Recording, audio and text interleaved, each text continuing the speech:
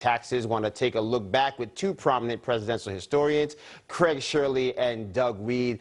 Thanks to you both for joining. Craig, I'll start with you. In this era of the return to bigger government than we've ever seen before, it's nice to take a look back and remember how a sane America reframed taxes. How did Reagan do that? He did it by using the bully pulpit, Joe. He campaigned over and over, and he built up a lifetime of credibility on the issue of taxes, going back to the 1940s when Franklin Roosevelt had a top marginal rate of 46%. I mean, we would be appalled today, even with the tax deductions and loopholes that they had then that we don't now. It still was a high, prohibitively high rate, and Reagan was appalled by it, of course, when he was an actor in Hollywood in the 40s. And this personal experience really changed his outlook. He was a New Deal Democrat, but he started his road to conservatism starting in the 1940s, anti-communism, later social conservative. But it started out with his position on tax cuts and regulation.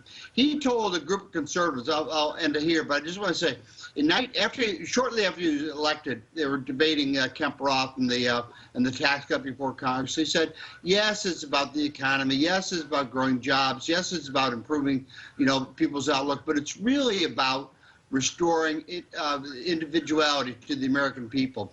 Reagan saw money as a means of power, and the power was being taken away and eroded by the federal government. It had become too big and oppressive, and that's why Reagan was for cutting taxes. He was for increasing the rights of the citizenry. That's really why he was for tax cuts. Now, Doug, some people don't remember when Reagan came into office, the top marginal tax rate was 70%. He cut it down more than half. Talk about the impact that had and the legacy that had for actual prosperity to this day. Well, economists argued with him about it, but the economy boomed. It took off. They still argue about it, and the conservatives won the argument and do again and again. Reagan would be outraged and deeply fearful of this $6 trillion spending budget. His opposition to communism was not just the military threat, it was the economic threat. The last conversation I had with Ronald Reagan, he was telling Soviet jokes, Joe, and one that stuck with me that fits right now.